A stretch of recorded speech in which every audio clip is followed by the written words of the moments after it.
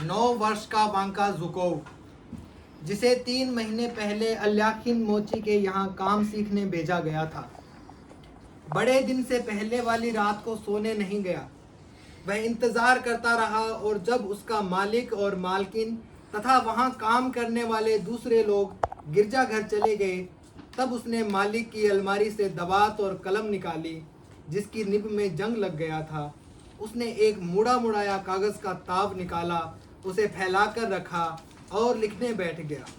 पहला अक्षर बनाने से पहले उसने कई बार खिड़की और दरवाजे की तरफ सहमी आंखों से ताका, गहरे रंग के देव चित्र की ओर निहारा जिसके दोनों ओर दूर तक जूतों के फर्मों से भरी शेल्फें थीं, और कांपते हुए गहरी सांस ली।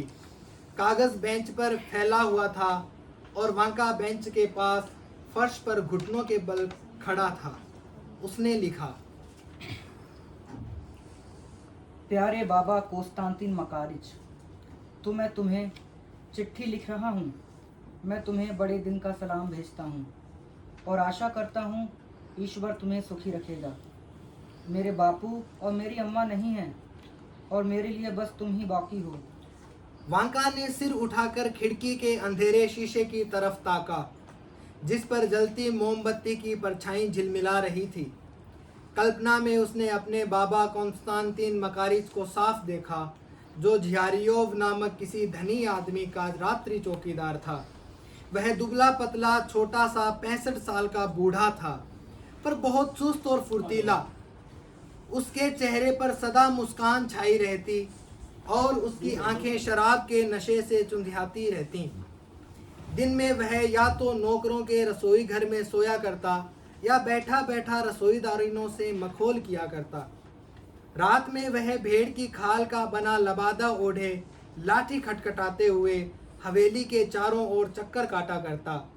उसके पीछे पीछे उसकी बूढ़ी कुतिया कश्तांका व एक दूसरा कुत्ता जो काले बालों और नेवले जैसे लंबे शरीर की वजह से व्यून कहलाता था, सिर झुकाए चला करते। व्यून के ढंग से लगता था कि उसमें आदर करने और हर एक से परिचय प्राप्त करने की विलक्षण प्रतिभा है। वह जान पहचान वाले और अजनबी हर एक की ओर स्नेहपूर्ण दृष्टि से देखता, पर उस पर विश्वास की भावना नहीं जमती थी। उसकी सिधाई और आदर सूचक बर्ताव तो दुष्टता की गहरी प्रवृत्तियों को छिपाने के लिए नकाब भर थे। अकस्मात दौड़कर पैर में काट लेने, तहखाने में चुपचाप घुस जाने, क्या किसानों की मुर्गियां झपट लेने में वह उस्ताद था।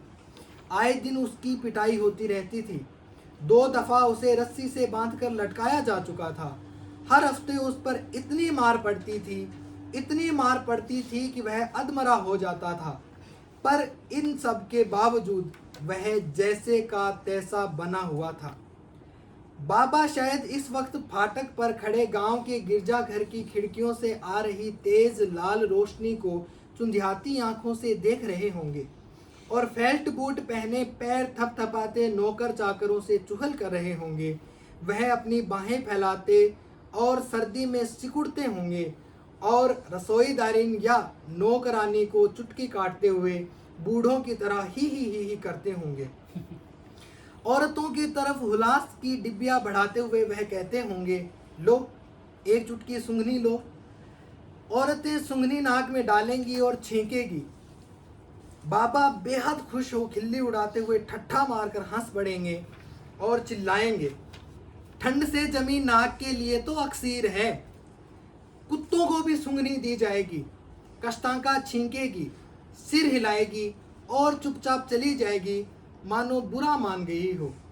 लेकिन व्यून छींकने की अशिष्टता नहीं करेगा और दुम हिलाता रहेगा। मौसम बेहद सुहावना होगा, हवा थमी सी, पारदर्शी और ताज़ी।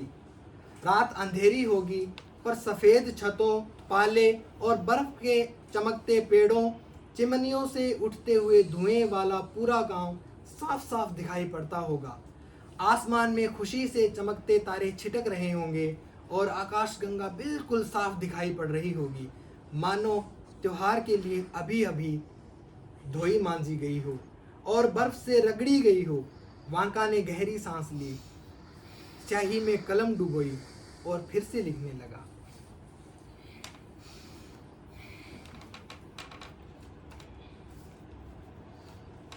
और कल मुझ पर बुरी तरह मार पड़ी। मालिक मेरे बाल पकड़कर घसीटता हुआ बाहर आंगन में खींच ले गया और पेटी से मेरी चमड़ी उधेड़ने लगा, क्योंकि संयोग से मैं उनके बच्चे को झुलाते झुलाते सो गया था। और पिछले हफ्ते एक दिन मालकिन ने मुझसे हेरिंग मछली साफ करने को कहा। मैंने उसकी दुम से सफाई शुरू की तो मालकिन ने मछली छीन ली और उसका सिर मेरे मुंह पर रगड़ डाला। दूसरे कामगार मेरा मजाक उड़ाते हैं, शराब खाने से वोदका लाने को भेजते हैं और मुझे मालिक के खीरे चुराने को मजबूर करते हैं। और मालिक जो चीज़ सामने पड़ जाए उसी से मेरी पिटाई करने लगता है और खाने को कुछ नहीं मिलता। सवेरे रोटी का टुकड़ा दे देते हैं और दोपहर को दलिया और शाम को फिर रोटी का टुकड़ा। मुझे चाय, मिठाई या गोभी का शोरबा कभी नहीं मिलता। ये चीज़ें तो वे सारी की सारी खुद ही ढकोस जाते हैं। मुझे ड्योढ़ी में सुलाते हैं और रात में जब उनका बच्चा रोने लगता है तो मुझे झुलाना पड़ता है और मैं बिल्कुल सो नहीं पाता।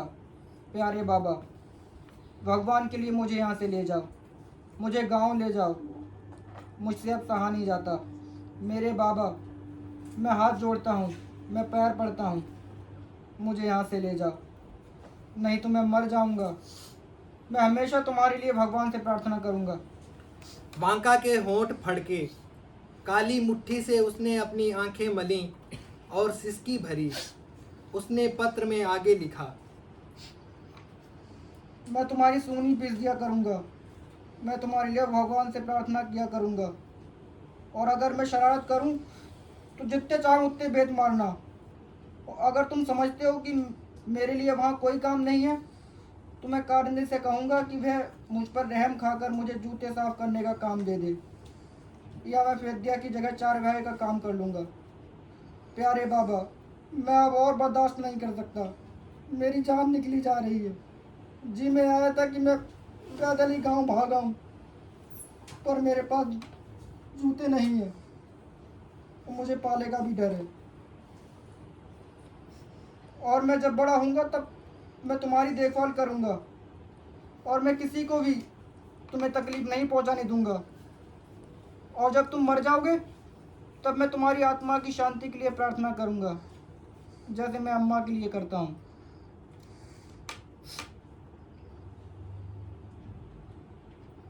और मास्को इतना बड़ा शहर है, बड़े लोगों के यहाँ इतने सारे मकान हैं और इतने घोड़े हैं, और भेड़ें तो बिल्कुल नहीं हैं, और कुत्ते डरावने नहीं। बड़े दिन पर लड़के सितार लेकर नहीं निकलते, और गिरजाघर में गाना गाने को उन्हें नहीं जाने दिया जाता है। एक बार मैंने दुकान में मछली पकड़ने के कांटे बिकते देखे और वहाँ डोर लगी बंसी थी, जैसी चाहो वैसी मछली पकड़ने की बंसी। और वहाँ एक बहुत बढ़िया कांटा था जिस पर आधा मन के रोहू तक आ जाएं। और मैंने दुकानें देखी जहाँ हर तरह की बंदूकें मिलती हैं, बिल्कुल वैसे ही जैसी घर पर मालिक के पास है। उनकी कीमत 100 रूबल तो ज़रूर होगी।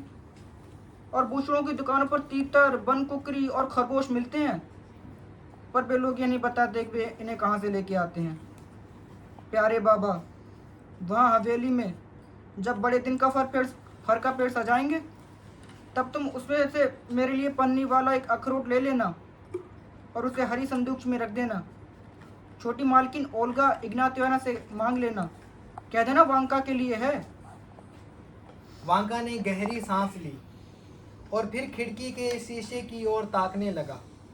उसे याद आया, बाबा मालिकों के लिए बड़े दिन का फर का पेड़ लेने जंगल जाया करते थे और उसे अपने साथ ले जाते थे। वे भी कितने सुख के दिन थे। फर के पेड़ काटने के पहले बाबा पाइप सुलगाते, एक चुटकी हुलास लेते और ठंड से कांपते वांका पर हंसते। फर के पेड़ बर्फ पाले से ढके स्तब्ध से खड़े यह प्रतीक्षा करते कि उनमें से कौन मरेगा, और यकायक बर्फ के ढेरों पर उछलता कोई खरगोश तीर सा निकल जाता। बाबा चिल्लाने से न चूकते, रोक ले, पकड़ ले, ए तुम कटे शैतान। बाबा पेड़ घसीटते हुए हवेली ले जाते और वहां उसे सजाना शुरू कर देते। वांका की प्यारी छोटी मालकिन ओल्गा सबसे ज़्यादा व्यस्त होती। जब तक वांका की माँ इग्नासिया जिंदा थी और हवेली में नौकरी चाकरी करती थी, ओल्गा वांका को मिठाइयाँ देती थी। अपने मन बहलाव के लिए उन्होंने उसे पढ़ना लिखना और 100 तक गिनती करना और कोड्रिल नाच नाचना भी सिखाया था। पर जब इब्नासिया मर गई तो अनाथ वांका फिर अपने बाबा के पास नौकरों के रसोई घर और वहाँ से मोची अल्याखिन के यहाँ मॉस्को भेज दिया गया। वांका ने आगे लिखा,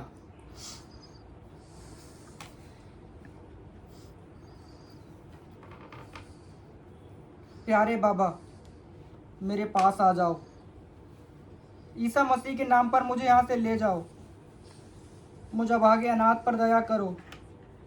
ये लोग मुझे हमेशा पीटते रहते हैं और मैं बराबर भूखा रहता हूँ और इतना दुखी हूँ कि तुम्हें बता नहीं सकता।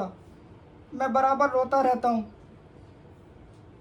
और अभी उस दिन मालिक ने मेरे सिर पर फरमा इतने ज़ोर से मारा कि मैं गिर पड़ा।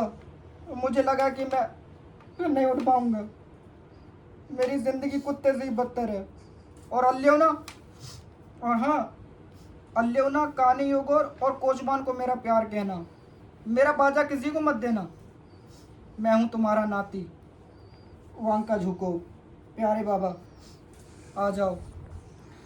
वांका ने कागज़ को चौपरता मोड़ा और उसे एक लिफाफे में बंद किया, जिसे वह एक दिन पहले 1 कोपेक का खरीद कर लाया था। तब वह ठहर कर सोचने लगा। फिर दवात में कलम डुबोई और लिखा, गांव में बाबा को मिले। फिर सोचा, अपना सिर खुजलाया और जोड़ दिया, कॉन्स्टांतिन मकारिच को मिले। इस बात पर खुश होते हुए कि लिखने में उसे किसी ने नहीं रोका टोका, उसने अपनी टोपी लगाई और कमीज पर कोट पहने बिना ही गली में दौड़ गया। एक दिन पहले बूचड़ की दुकान में पूछने पर लोगों ने उसे बताया था कि खत डाक के बम्बे में डाले जाते हैं और इन बम्बों से डाक की उन गाड़ियों पर सारी दुनिया में भेजे जाते हैं जिनके 3 घोड़े होते हैं, कोचवान शराबी होते हैं और जिनमें घंटियां बजा करती हैं। वांका पास वाले बम्बे तक दौड़कर पहुंचा और अपनी अमूल्य चिट्ठी बम्बे की दराज में डाल दी। घंटे भर बाद सुनहरी आशाओं की लोरियों ने उसे नींद में सुला दिया। उसने एक अलाव घर का सपना देखा। अलाव घर के ऊपर बाबा बैठे थे, उनके नंगे पैर लटक रहे थे। वह रसोईदारिनों को चिट्ठी पढ़कर सुना रहे थे। व्यून अलाव घर के सामने आगे पीछे दुम हिलाते हुए टहल रहा था।